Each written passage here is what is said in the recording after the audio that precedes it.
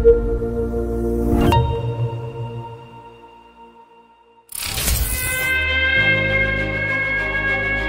כאן במשדר מיוחד. 20 בניינים שקרסו.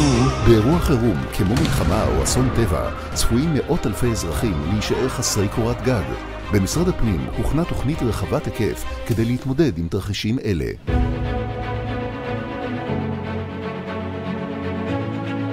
היקף של מאות אלפי חסרי קורת גג בעת אירוע של רעידת אדמה או כל אירוע אחר הוא אירוע שמהווה אתגר לאומי משמעותי בהובלה של משרד הפנים יחד עם משרדים רלוונטיים אחרים כמו משרד הרווחה, משרד הבריאות, משרד החינוך, יחד עם פיקוד העורף. בעצם רק העבודה המשותפת יכולה להביא בסופו של דבר לפתרון העניין. החלטת ממשלה מלון אורחים מגדירה שכל אחת ואחת מהרשויות המקומיות נדרשת לקלוט אוכלוסייה מפונה על פי מפתח של 4% מסך האוכלוסייה בכל אחת ואחת מהרשויות. מתקני הקליטה מקומיים הם בתי ספר או מתנסים השייכים לרשות המקומית ועומדים בהנחיות המיגון של פיקוד העורף. אוכלוסייה בעלת צרכים מיוחדים שנמצאת בקהילה תיקלט במתקני קליטה ארציים מסוג מלונות, פנימיות או אכסניות שמוגדרים כמפעלים חיוניים של רשות פסח עליונה. קיבלנו הנחיה מהרשות להפסקת הלימודים ולהיערכות לקליטת אוכלוסייה מפונה. יש לנו 24 שעות להפוך את בית הספר למתקן קליטה לפי תיק המתקן שלנו.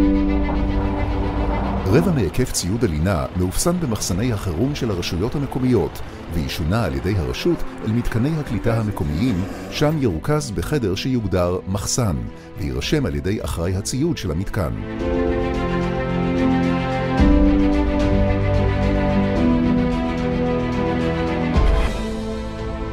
בתהליך הקמת מתקן הקליטה ייפרסו מספר מדורים.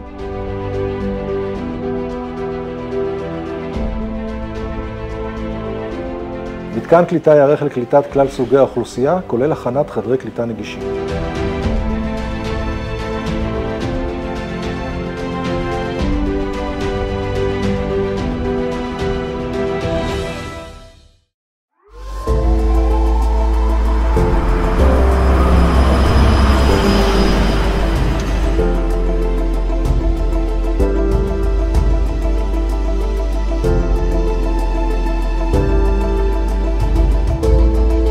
24 שעות מקבלת הודעה על פתיחת המתקן מתחילה קליטת המפונים.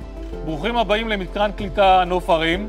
שמי אבי, אני מנהל המתקן. כל אחד על פי הסדר יגיע לעמדת הרישום והקבלה, שם הוא יירשם. מי שיש לו בעיות כלשהם והוא זקוק לדברים מיוחדים, יאמר את זה בעמדת הקליטה. בשלב הראשון מגיעים המפונים לעמדות הרישום לקראת קליטתם במתקן. סבח אל-חיר. סבח אל-אסם אל-עאילה.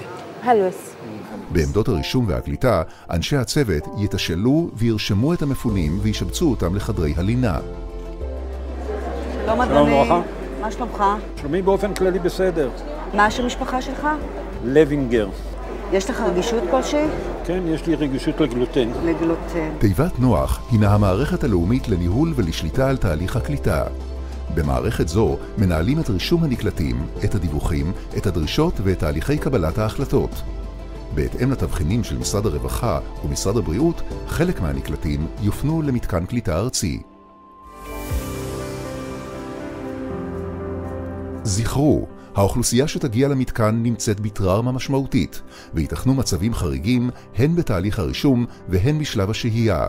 יש לנהוג בהם במקצועיות ובסובלנות. איך את מרגישה? השלב המורכב ביותר הוא השהייה במתקני הקליטה. המתח והטראומה עשויים לצוף על פני השטח ולקבל ביטוי במגוון מאפיינים כמו אירועים רפואיים, נפשיים ולעיתים אף אלימות. הרשות המקומית תוביל את המענה באמצעות ליווי צמוד של בעלי מקצוע, סיוע חומרי ראשוני לשוהים ותגבור במתנדבים מהקהילה, שמסייעים בהעלאת תחושת החוסן. הבקשות השונות של השוהים יופנו אל אחראי הטיפול באוכלוסייה שירכז ויעביר אותן לרשות המקומית, אשר תבחן ותיתן מענה במתקן או במרחב הרשות. אתם יודעים להעריך מתי נחזור הביתה? היי חמוד, איך קוראים לך? עמית. עמית, אני ניר מאגף חירום וביטחון בעיריית ירושלים. אנחנו מבינים שהמצב שלכם הוא לא מצב כל כך אופטימלי וזה לא תנאים של בית, אבל אנחנו נעשה את מרב המאמצים כדי שהשהות שלכם פה תהיה עד כמה שיותר נעימה, השוהים במתקן יהיו שותפים מלאים בהפעלתו, החל מהשגחה על הילדים, דרך חלוקת המזון ועד לניקיון חדרי הלינה והשירותים.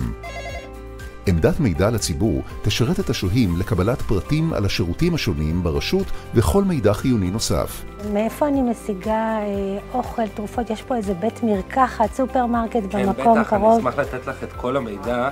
עמדה זו תמוקם בחדר המאפשר גישה למחשבים ולטלפון נייח. הנחיות ומסרים לציבור יפורסמו על גבי לוח מודעות במקום מרכזי ונגיש, ובמקביל יוקרנו במסך טלוויזיה.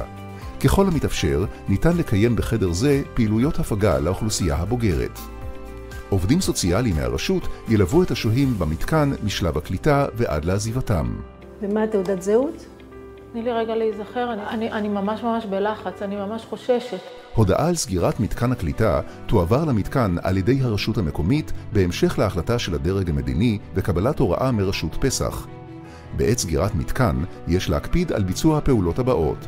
1. העברת מידע לאוכלוסייה בדבר המשך המענה בהתאם להנחיות הרשות המקומית.